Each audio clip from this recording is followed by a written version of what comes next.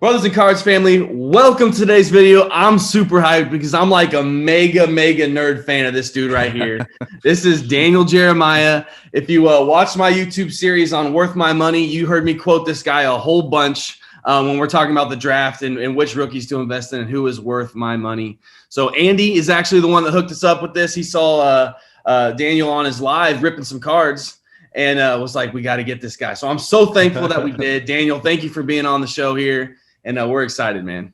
No, I appreciate it. I appreciate you guys reaching out. It's again, like we were just kind of talking about off the air. It's an old new world, like with the explosion of cards. I feel like I'm late, kind of getting back on the train here. But man, there's so much nostalgia of being a kid. And we went to the store the other day and got like sleeves and top loaders, and I'm like, I haven't bought sleeves and top loaders in like 30 years. I'm 43 years old, but it's fun to experience this whole new craze and do it with my kids as well. So I appreciate you guys reaching out. Absolutely. And shout out to your kids. We're excited that they're getting in the hobby too. You said one of them's taking an AP test today. Is that right? Yeah, he's taking an AP English test. He's a junior in high school, just right down the hallway right now. Massive respect on those regards. Yeah. Big time. Yeah. But yeah, man. So for those of you that don't know, Daniel was a D1 quarterback back in his day. And so how big was your school when you graduated? Oh, my high school? No, your college. Sorry. Oh, yeah. So I went to Northeast Louisiana right out of high school, which is now Louisiana Monroe. Okay. So they were 1A independent when I was coming out of high school. So in other words, they weren't in a league. So we played when I got there. I redshirted as a freshman. And then I started. I think I started the last 7 games my redshirt freshman year. But that year, we were basically what was known as the money game. So we played 4 SEC teams. So we played Arkansas, Kentucky with Tim Couch. We played Mississippi State. We played Georgia that year. Fortunately, I got hurt the week before the Georgia game. They were the number 3 team in the country. And I had like a sternoclavicular sprain, which is actually kind of like a painful injury, but it's like a pain management thing, right? So if you can tolerate the pain, you can play. Sure. And I remember, finding out, okay, who's on this team we're getting ready to play? Okay, it's Georgia. They're number 3. Okay, they've got a corner named Champ Bailey. They've got their 2 defensive tackles are guys named Seymour and Stroud. Their receiver on offense, a guy named Hines Ward. Olandis Gary was the running back. Their tight end was Randy McMichael. Stinchcomb was their left tackle. I can go on and on and on and on here with how many guys. They had Boss Bailey as well, Champ Bailey's brother. So I thought, you know what, guys, I think another week. I think if I can just get another week with this thing, I should be fine. And so I fortunately missed that game. So I went there right out of high school, finished up my second year there, my redshirt freshman year, and kind of missed having something to play for. As an independent, there's no conference championship, there's no playoffs at that time, obviously. So I ended up kind of sending my film out to my dad literally printed out the top 25 of what was then 1AA schools. So if back then there wasn't this free transfer rule, you had to transfer down a level in order to be able to play the next year. So I was like, okay, well, I'm fine with going to 1AA school. So I printed out the top 25. I ended up taking visits to 3 of them. I think it was Montana, Western Illinois, and Appalachian State, and just fell in love with App State. So ended up going there and played my last 3 years there, and just had a great experience. And it's been fun to watch that program continue to grow since then. Yeah. Yeah. I would say Taylor, probably size wise, was pretty much close to Louisiana Monroe. So my receiver when I was at Northeast Louisiana was a guy named Marty Booker, who played a long time for the Bears. So he was our number 1 receiver. He must have played in the NFL for 8 or 9 years, but he was a stud, man. Yeah. He was really good. We had a defensive end named Steve Foley, who played for the Bengals and played for the Chargers. And we had a fullback named Alan Ricard. When I was working with the Ravens, he was the fullback there. So we had a lot of talent, but you're going up against the teams. We played against Central Florida, who we beat, which was Dante Culpepper was the quarterback there at that time. So it was cool to play in those environments and against those opponents. But, it's kind of like life, right? If you don't have any direction, you're just kind of wandering through. That's kind of what it's like as an independent. You just kind of wander through your schedule. Yeah, it makes sense. Well, how do you think, and this is the question I've been dying to ask ever since we lined you up. How do you think playing quarterback in college prepared you for the career path that you're on now in terms of evaluating talent and scouting and all of those things?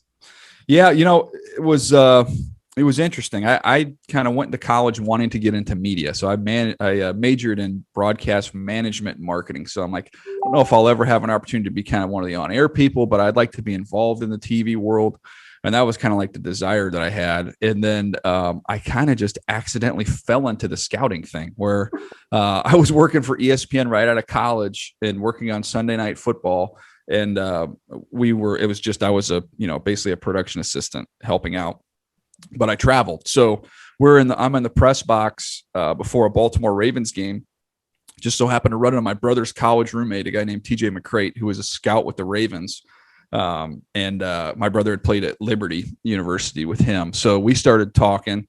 And then he asked me a question I never would have anticipated. He's like, "Hey, would you ever be interested in scouting in a I'm like, I don't even know what you guys do. Like I played and I love the game, but I mean, I don't know much about this profession." So he'd start telling me about it, introduced me to some people, and then was able to get a kind of like a volunteer internship at the combine, the scouting combine.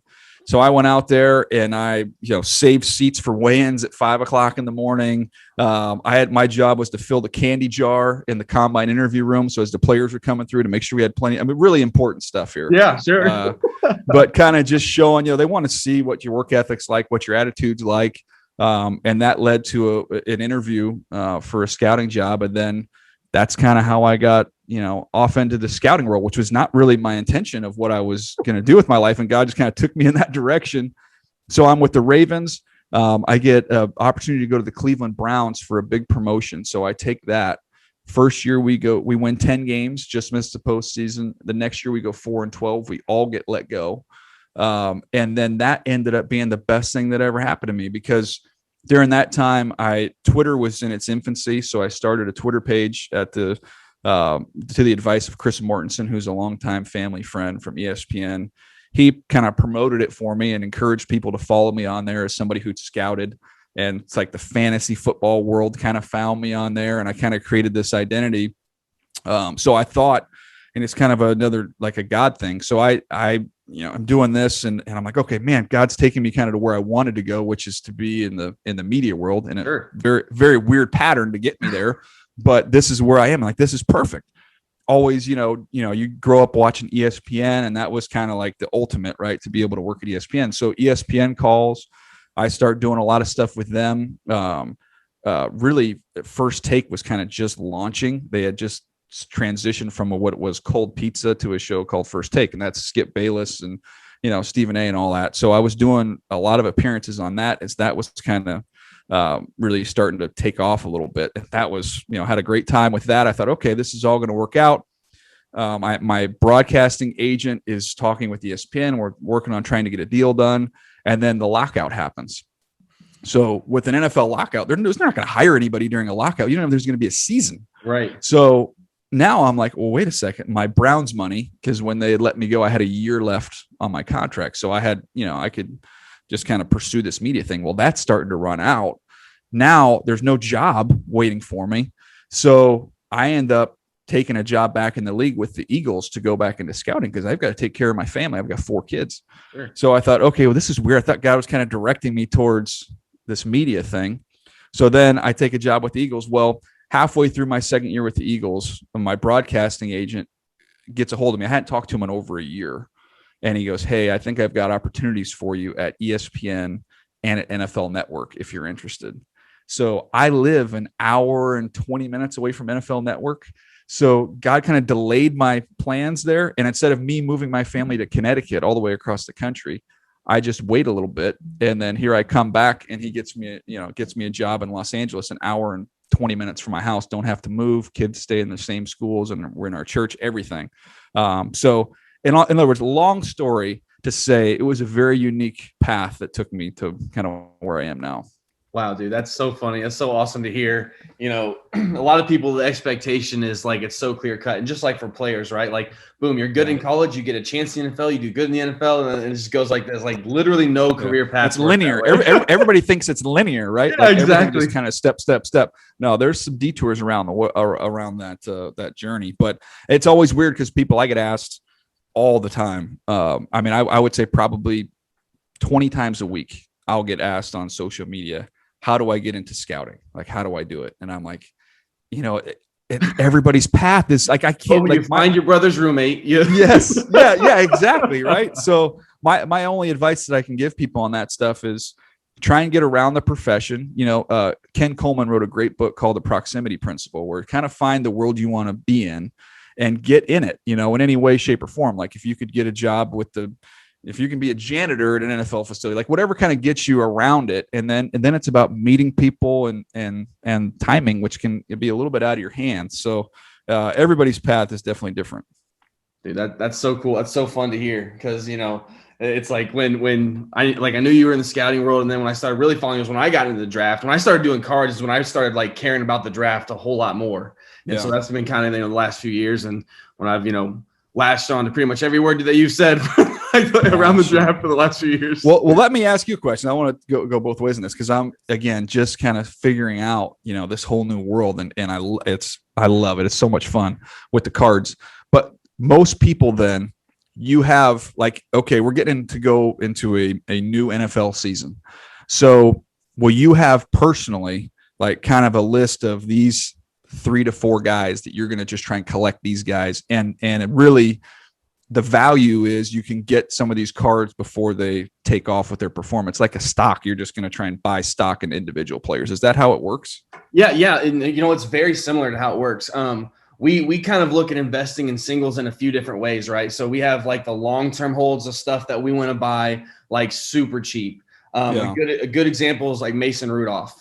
So when Mason Rudolph, when I did all my draft analysis and stuff, I thought, if he went to a big market team, he might be all right. And so he goes to the Steelers. So I was buying his stuff for like nothing.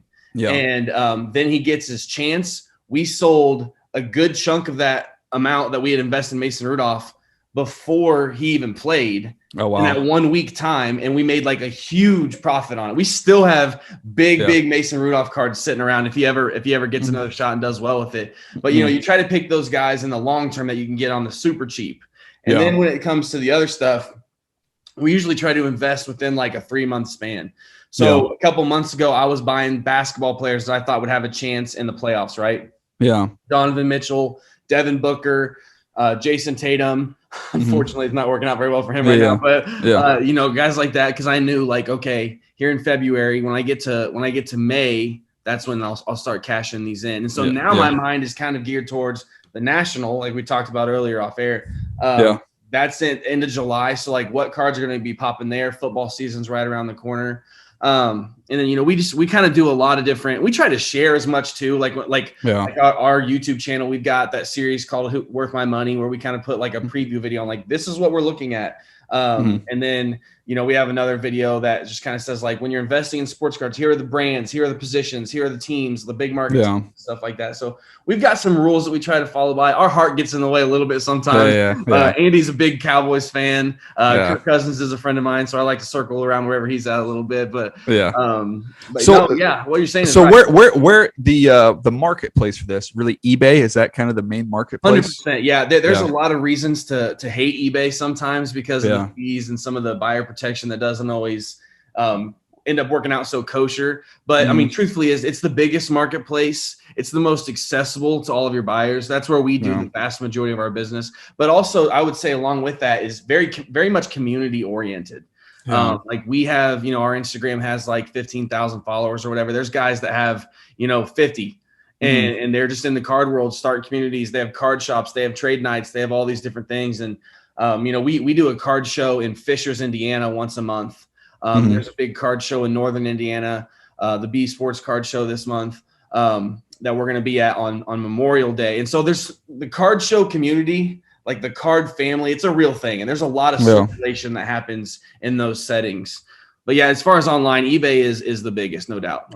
Okay. And then in terms of the value, so you have, let's take your Mason Rudolph collection, right? So you decide he's going to be starting on Sunday. We're going to unload some of these, during this week. Then it's literally an auction for those, or are you setting a price and saying, here's what we want to get for these? And where are you coming up with the value for a number to sell that? Yeah, typically like when it's stuff that's hot, like right now, This is a great question, man. These Yeah. are seasoned. No, I'm just trying to learn. I'm trying to learn. No, I love it. This Yeah. is selfish. You thought I was just coming on here to rip some cards. I'm trying to learn about this whole industry. I respect that so much. So early on, my strategy was very auction driven, and it was like, and we still do a lot of auctions. Like right now, this week we're listing 1,000 auctions, all starting at $1.99. Anybody that's in our Pack Plus program gets free shipping, so it's a good way for us to market some of the cards. We usually put those as like cards we'd put in like our $5 to $10 boxes, though. Okay. So it's not like big, huge high end stuff. We've won some on auctioning high end stuff. We've lost a lot on auctioning high end stuff. So we just do buy it now prices. Okay, that makes sense. And so with the stuff like Mason Rudolph, like to me, I'm like, okay, I want to buy a card for $20 that I can sell for $200, right? Yeah. Mm-hmm. If you put it up for $200 before it's worth $200, you look crazy. Yeah. So we have like what we call a hold box, where we hold all these cards and we wait till the time is right, and then we put them up. Like I didn't list my Devin Booker stuff until like last week because, and some of my Jaw stuff, like I have a lot of John Morant stuff. I listed that, and the market's been kind of trending down a little bit. You know, it'll fluctuate, but I listed my Jaw stuff higher than anybody else, thinking like, you know what, I don't want to sell it for nothing. I'm going to set it here and then eventually let the market work up to it. And it's pretty much done that. Right now, my cards are pretty much right on price. Okay. With John Morant. So, you know, there's a lot of different strategies to it. Time is a big one where it's like, you know, I don't have the time to say, oh, he did great, I need to list all 100 of these cards today. So we try to kind of like foresee and think this card will appreciate. We're going to set it at that appreciated price instead of the current price. So in terms of the time limits on eBay, because that's a new world to me as well. I mean, so if you put something out there and it's an auction, right? So they're trying to, you know, bid it up. Are you beholden, like say that's just there's not much traffic on it during the period of time where you have it auctioned up there. Once you lock that in as an auction, it goes, or can you put a minimum threshold that it has to hit? Even if you start the auction at 99 cents, you're like, it does not sell unless it gets to 150 bucks. Yeah, you can put reserved prices in. That's for sure, you can do that. What we typically do is like I said, we use pretty much lower end stuff, so we don't care. We know that we'll win some and our customers are going to win some on our auctions. There's cards we sell for $1.99 and we all look at each other like, how in the world did that card sell for $1.99? And then we'll sell a card for 30. We're like, that was a $5 card all day. So it ends up checks and balances, works out. So, you know, auctions usually don't scare so much. When we got cocky last year, we sold some big stuff on auctions, and like 1 month they all did great. I was like, let's unload everything on the auctions. Our auction audience is great. And then we took some tough hits on the chin with some of those auction cards. So I mean, if another good tool on eBay is you can put a buy it now price. So you can put like one of my Jaws is like $3.99 or best offer. Okay. So then somebody could come in and say, hey, I'll give you 300 for it. And you can counter, you can accept, so that's a pretty good tool. That's kind of how card shows work, honestly, the most is, well, we have our stuff on eBay. We'll put the eBay price or a little under on the eBay price. And then people will come through and they'll say, hey, you know, what's your best? Take $20 off. And, you know, like that kind of answer. But so if I was going to say I have, you know, like my son, we did some cards a couple weeks ago and he got like it's like an orange prism Chase Claypool, you know, auto or whatever. Sure. So if I wanted to see kind of what just out of curiosity, even though it's a hold card, what the value was on, if I go onto eBay, am I just typing in like the number on the back of the card? What am I pumping in to be able to find out what a value? I'll do it right now for you. So it was Chase Young, orange prism. No, sorry, Chase Claypool. Oh, Chase Claypool. Okay. Chase Claypool, orange. It was 11 of 75. And so it was the number of his jersey, which I found was fascinating. Which people were like, okay, that's good. Yeah. Was this out of the Chronicles boxes you were opening? Out of it. Yes. Where is it? The second one there, right? Yeah. So that one shows that it sold for $99.99 or best offer. So if you go to eBay and you type it in and then you filter to sold listings, it'll show you exactly what the last one sold for or whatever. So sold listings. Okay, that's a good nugget. Okay. Yeah, especially when I go to card shows, I have all my settings saved that way. So as I'm looking at cards, I type them in, I get the last sold. It's just automatic. Oh, that's great. Yeah. When we were kids, it was just a Beckett, right? You just pulled out the Beckett magazine. the You're like, best when okay. people come in, Oh, they're it like, went "Hey, up I have $1.15 this." this month. That's Exactly. great. Yeah. Which I never understood how they did that. How they just some guy sitting in an office is like, yeah, this one's up, this one's down. You know. Yeah, when I first started, like in 2014, is when I really started getting back into the hobby. My brother and I were playing in college, playing football at Taylor, and we're like, got to get some gas money. I got married and moved all my cards in from when I was a kid. My wife was like, absolutely not. You got to sell those. So we're trying to gauge value and sell them. Like in the book, it says it's worth $10, but on eBay, it got one auction bid for 99 cents. Like what the heck, you know? Just trying to like navigate that world. But yeah, eBay is king when it comes to price guides for sure. That's amazing. All right, are we ripping these things? Or are you ready to go? Let's do it. Let's do it here. I'm gonna open up Cool Box, by the way. Thank you. I appreciate it. So Daniel has one of our gold boxes from our Pack Plus program. You can learn more about that program at brothersandcards.com. We're the #1 subscription box in the hobby. Very proud of it. Well, how it works is we take all of the products in the hobby, the current year hobby products. So he's got football. So we took all kinds of different products ranging from Elite all the way up to Prism Hobby, and we randomize them live on our YouTube channel. So you get one gold featured pack in a gold box. That's Optic. So he's got a pack of Optic and then 8 random packs, and hopefully we do pretty good here. Okay, so I'm going to just hold up the packs real quick, and then you tell me what we're hunting for in the packs, okay? So let's start with these. So we've got 2 of these guys here. Sweet. So those are Donruss hobby packs. We're looking for rated rookies or RPA autographs, which is like a rookie patch auto. It's got a piece of the jersey and the autograph. Okay, cool. Again, it's this year's rookie class. They're all current packs. So we're looking for Justin Herbert, Joe Burrow, all those guys. Okay. So then we'll get. So that's Optic. Again, that's very similar. Those cards are going to look almost identical to the Donruss, only they're like glossy. Okay. So there you can get numbered cards, like anything that's not white, like if it's aqua or orange, the value goes up the shorter the print. Okay, cool. And then we've got 3 of these guys here with the playoff ones. Nice. So playoff is it's kind of a really underrated product. So they have autographs in there, like 1 or 2 per case will have an autograph of like a Contenders rookie ticket autograph. Those are big money. Okay, cool. And then we've got 2 more here. So these are the Donruss Elites. Nice. So in those, you're looking for the Pen Pal autographs. There's 1 per box. Okay. Wow. Okay. So that's a rare one. And then the last one here is a little Contenders. Nice. So in Contenders, if you hit a quarterback autograph out of that pack, you're looking at serious money. Okay. Fun. All right. Well, what you tell me, where do we start? Which one do you want to do first? Let's do the playoff ones first. Some would say that the playoff and Donruss and Elite are kind of like the mid to low end stuff. That Contenders is a little better, and that Optic is the best one you have for sure. So we'll do Optic last. Okay, so we're gonna open this guy here. Let's do it. I guess I can kind of tilt this thing down a little bit here so you can see. Then I'll just kind of flip them around and show you what we got here. So we start off with a little Juju. We get a little Stephon Diggs. Oh, this one's backwards here. Oh, so we got a little patch here with Clyde Edwards-Helaire. Nice. There we go. A little jersey card. Yeah, that's a cool one. Yeah. I did. By the way, I was a learning experience. I'm like, how this doesn't fit in the top load. You got to get the thicker ones. I didn't know there was different top loaders. So we did that. We've got the Warren Moon playoff here. We've got Dalton Keene. I remember him from Virginia Tech. He was actually someone who played tight end, running back, H-back. They moved him all over the place. And I was kind of excited for him with the Patriots going forward. And they just signed 2 big money free agents. So get Alvin Kamara, little base card there, Michael Gallup. And we get an Adam Thielen. Nice. All right, cool. So I put Clyde Edwards-Helaire with a little patch over to the side on that one. Nice. All right, so let's get to another one.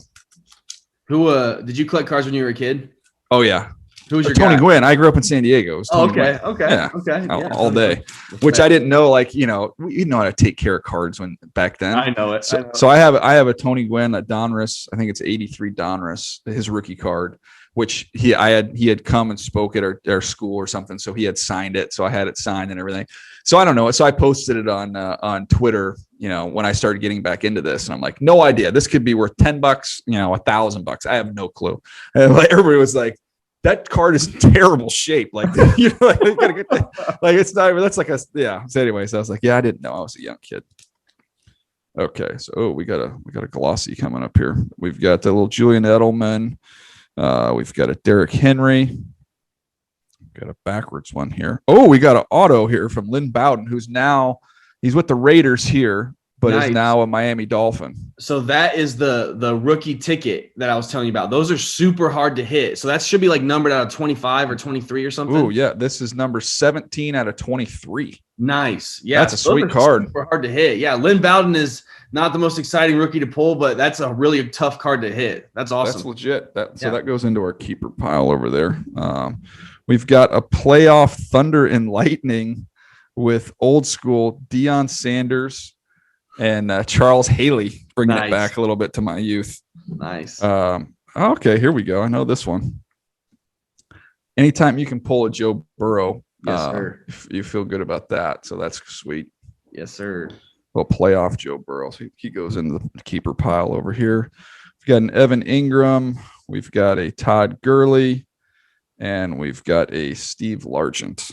That's what I like about the cards is now it's like you get the current guys, but mixing in kind of the old guys. Absolutely. It's fun. It's fun when you're opening with your kids because you can be like, this guy, Steve Largent, was a stud. Like, yeah. Let me. And you also have the benefit of we can go to YouTube and I can actually show you some clips of what this guy was. Absolutely, that's awesome. Okay, here's our last playoff packet. So we're doing pretty good here with that ticket auto. Joe Burrow. That's great. I was saying earlier, the playoff's a little underrated. A box of playoff comes with 12 packs and 4 hits. There's 2 autographs and 2 jersey cards in each box. Wow. So you're doing pretty well. All right. So we go Mark Ingram, base, Frank Clark. We've got the Deion Sanders, old school. Okay, I've never seen this card before. A rookie wave. Nice. Brandon Ayuk. Nice. Those are pretty sharp cards. It's something that only playoff does. The rookie wave autograph or rookie wave rookie cards. Kind of a cool little. That's a sweet looking card. Put him over in that pile here. Another rookie in T. Higgins, who I'm bullish on, is going to have a good year too. We've got a Marvin Jones. We've got a Kenyon Drake. We've got a Ryan Kerrigan. And then lastly, what is this? So this is you have to tell me what this is. Super Bowl reporter. What is this thing? Yeah, so that's like a promo that they do that like, I think there's like a certain age limit, but like you can go to Panini's website and insert, like if you have a kid that's under whatever it is, you can like enter that code in and you might get like nothing or you might get a free t-shirt, but like they end up taking, there's like a certain amount of kids that they take to the Super Bowl. Oh, that's cool. Yeah. Cool. All right. So by the way, my oldest son, he's the one taking the AP test. His first football game. Now he was young when I worked, for the teams I worked with. And when we lived in Baltimore, he was really young. So he, maybe went to a game when he was a baby, but that was it.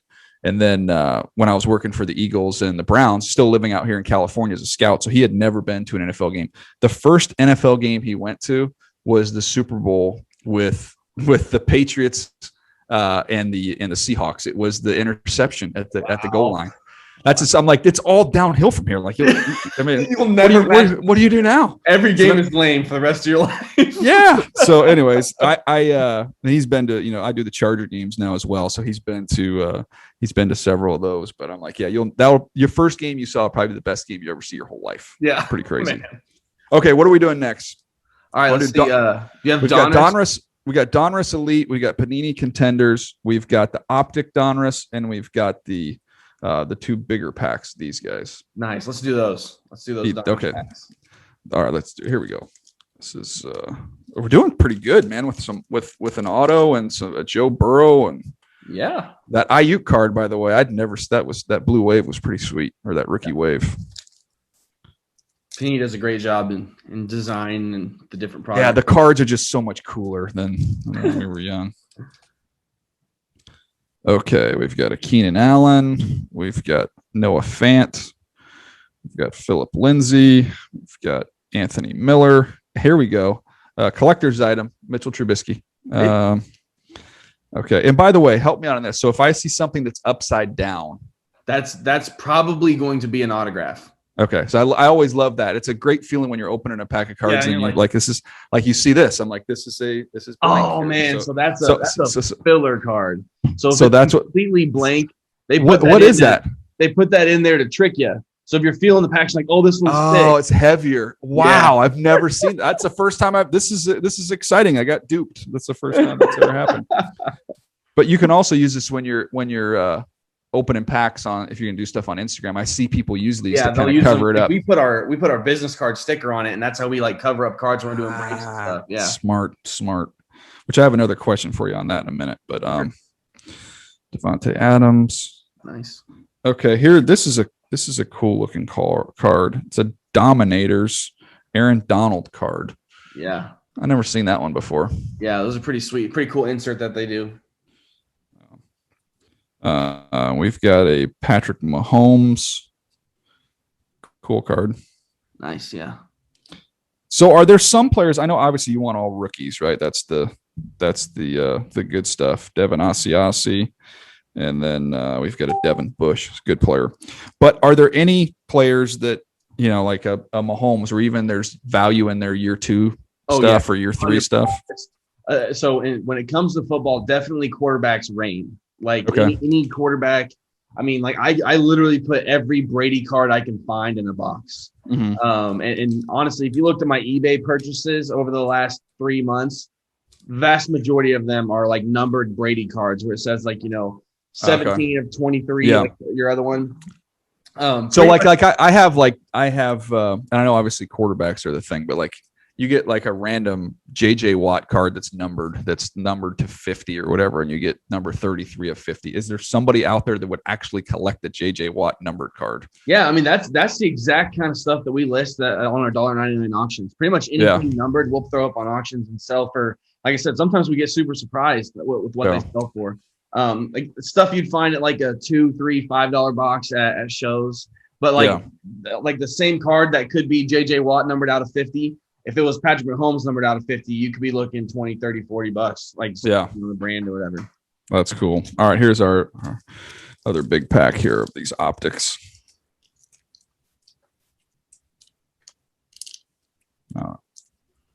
Every now and then they don't. I use my teeth to open packs, but everyone makes fun of me. Yeah, that was that's old. That's keeping it real right there when you're doing that with your teeth. That's what I did when I was a kid. It's not the same if I use my fingers, not my teeth. All right, Emmanuel Sanders. We've got a George Kittle. We've got a Kyle Rudolph. We've got a T.Y. Hilton. I am seeing some color, a little shimmering here at the back. If this is another spacer card, oh my gosh.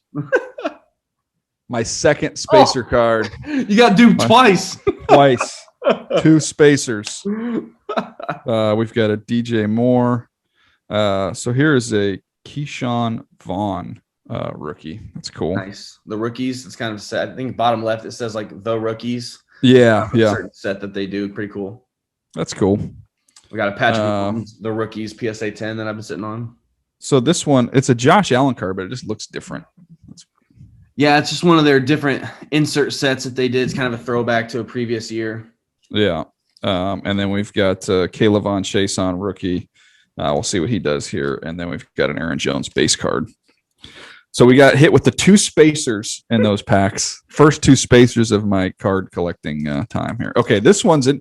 So this one has 4 cards per pack. So explain to me the difference. That's your best pack there. That pack is worth like $50 to $60. Like if it was at really? A shop or something. Yeah. Okay. And so every one of our gold boxes is guaranteed to have a pack of that caliber. That's in that $50 range. For June's program, it's going to be Prism No Huddle, which again is a pretty solid product. The reason is because like if you get even like a base rated rookie of a quarterback, that's going to be worth some significant money. If you get like a numbered or an autographed quarterback rookie, we're talking serious money. So if you were to pull one of those out of the other sets, it'd be like, cool, this is nice. You pull it out of that pack, out of Optic, it's like, this is real nice. Okay, that's crazy. So this is a pack of Select Hobby. This is also one of the better products in the card game right now. This pack right here is worth like probably like $150, $160. Wow, for 5 cards. We put 5 cards. We put 12 of these in our program this month. So when we randomize those packs, you always have a chance to get high-end packs. Our like slogan is high-end packs without paying high-end prices. Oh, that's smart. What a great business model. That has so typically, most of the time, the lower amount of cards, the higher value that they are. All right, let's see if we get lucky here on this one. We get a Tyrann Mathieu. We get a Christian Wilkins. Old school here. It's a Jerry Rice. That's a cool card. Nice. Is that? It says retro. It says retro series. It's got gold on the outside of it. I don't. Is that? Do you see any serial printed numbers on the back that are like imprinted into the card? I did not. I don't think it's a numbered here. Gotcha. Just like a cool insert. Yeah, just a cool insert card. See, and then finally, here's my rookie, Yetur Gross Matos. That's tough. Yeah, that's interesting. And then, so I got a thicker pack of these at a card shop the other day, and our rookies that we got were all Jags and 2 packs. I think the packs were like $49 or $50. Yeah. And so it's all base.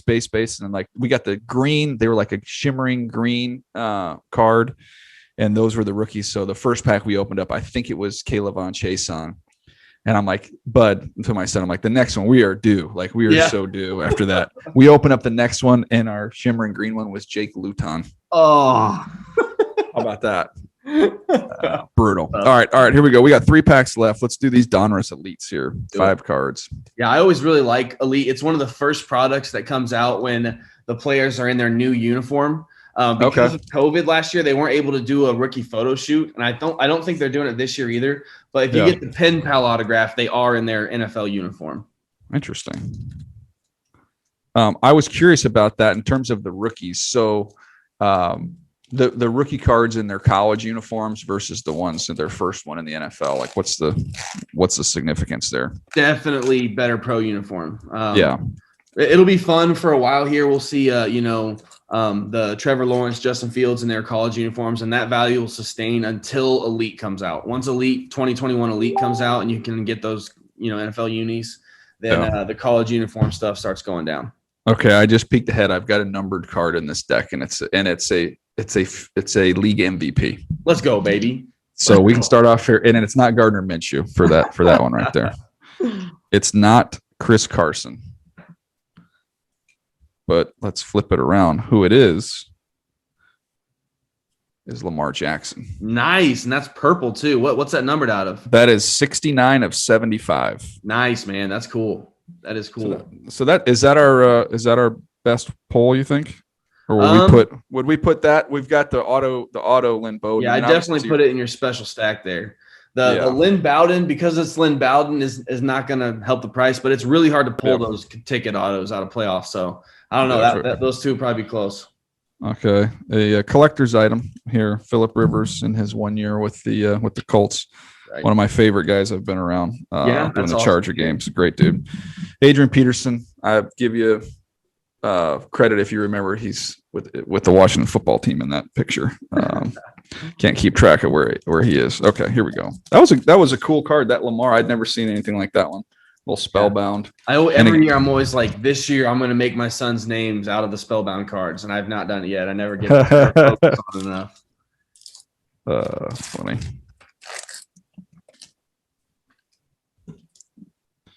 Okay, the first thing here is another one of these. Kid Reporter, you could win thingy-mabobbies. Yeah. Put that over there. Teddy Bridgewater. Marquise Brown. So this is an elite card or whatever. Is this? Oh, they're all the same. They're all saying that, right? Yeah. Is that one numbered at the bottom? Some of those might be numbered. I don't see a number on here. Yeah. No number there. We've got so explain this to me. This is a Panini thing, obviously. Oh, nice. 600 points. Nice. So what you can do with that is you can redeem that through the Panini app. Yeah. If you download the Panini app and you redeem it, those things sell for like 5 to 10 cents a point now. So really that's worth like, $30-$40. That's cool. Yeah. And so like what you can do is you can redeem that, and then they have like all these cards that you can choose from. So you could go through, 600 points is pretty solid. You can get, 2 or 3 cards from it. Or like what we do is we save all of our points. And then every once in a while, they'll have these like promo packs, like these white sparkle packs, or some of these really special packs that'll end up selling for, hundreds. on the aftermarket, and you can use their points to redeem those. Oh, that's cool. Yeah. A couple more base cards here. All right, let's get to, we got our last pack here, which is the Panini Contenders. Yeah, let's do it. That's the one. If you get a quarterback auto out of that, it's worth a little dance. Let's see how we're doing. I pulled the best one I've ever pulled out of Contenders was I pulled a Lamar Jackson auto before he was playing, and I sold it for like $300 like that day, and now they're worth like thousands. Wow. Yeah. Okay. So they're tickets, right? Is that what is that the deal with these? Okay, yeah, because that's a different looking card. That's like Baker Mayfield. Yep. Cool looking card. Hopkins. Speaking of Phillip Rivers, we've got Khalil Mack. We are keeping our here's a quarterback. Here's a quarterback, but it's the soon to be former quarterback of the 49ers. That's Jimmy Garoppolo. And then we finish it up with our 250 points. No more points. That's super rare to get 2 points in one apart. Like that's I don't think I've ever seen that happen. And so is that random? So we've got 850 points. So we can we gotta download the app then and pump those in. Yeah, and then you'll be able to get something that's probably pretty decent out of that. That's cool. Look, yeah. So I'll go back through it here. So these are the stuff we pulled to the side. So we've got our 850 points. We've got our cool numbered Lamar Jackson card, 69 to 75. Rookie, so it's a little Keyshawn Vaughn. We've got a T. Higgins. This might be my favorite one. I know it's probably not the most valuable one, but I just think it's a cool card. Yeah, those are sweet. That Ayuk. We got a Burrow. We've got the patch here, which is kind of a cool patch with Clyde Edwards-Helaire. And then, again, I guess you would say the most rare of the ones we got, 17 of 23, the Lynn Bowden. There you go. Yeah, and you see, so that card looks like those other Contenders cards. If you would have got an autograph, it would have looked like that. Yeah. In the Contenders pack. So it's really hard to get those out of playoff. It's a feature that makes playoff worth the money, in my opinion. Yeah, that's cool. So yeah, that was some fun cards, man. Fun, and don't forget my two favorites. Oh yeah, the dupes. These two spacers right here. Now when I rip packs, now when I have fun doing that on Instagram, I've got my little shield here to kind of build up the suspense. Dude, glad you enjoyed it. It. No, Jonathan, I appreciate it. What a great business idea too, where you can kind of get, instead of coming out of pocket, $1,000, buying these whole boxes, you kind of get a flavor of a bunch of different cards, and it's a more affordable way to do it. Pretty cool. Thank you. I appreciate it. Yeah. When I started out, I was teaching. I taught for 5 years. This is my first year doing my business full time. Yeah. And I'd go to the card shop, shout out Indy Card Exchange in Indianapolis. And I'd go there with like a budget of like $30, $40. And it's like, I could get like a couple packs, but I always wanted that top shelf product. And I was like, I wish there was a way to just give me a chance. Like I'll pay for the low end if I could have just a chance at the high end. Yeah. It's a lottery ticket. Yeah. Where you're still getting something. You're still opening packs, but you have that chance of getting high-end packs without paying high-end prices. So no, you say your sons are real into it too? Yeah, they've gotten into it. So that's awesome. It's been kind of a little fun bonding thing. It's man, it can be highly addictive. That's for sure. Oh yeah, for sure, no doubt about it. That was fun. Well, dude, thanks for setting this up, man. Hey, no problem, man. We were excited to do it. That's like I said, when Andy was like, "Hey, you want to overbox with Daniel Jeremiah?" I was like, 1,000%. Wait, Daniel, when we do these videos, we always like to give our guests a chance to drop like a line of advice or a favorite Bible verse or anything that you'd like to share on our platform as well. So go ahead if you got anything off the cuff. Yeah, I mean, I would just kind of, when we were talking about my story a little bit earlier, it's just God has plans for you. And I go back to Jeremiah 29:11. Just look it up and you can read it. But just know that God has a plan for you, has a plan for your life. And sometimes it doesn't make sense, but that's where the faith kicks in, and that's where you know that, hey, stay in His word, stay in His will, and He's going to guide your steps. And you never know where life is going to take you, but somebody else does. So to me, that's like always the encouraging thing. Something happened in my life. Doesn't make a lot of sense. I don't get it. I don't understand it. And then when God keeps revealing Himself over and over again, you get a little bit older and you realize, I'm not going to question it. This is He's got something in mind here. So that's always kind of been like a comforting verse.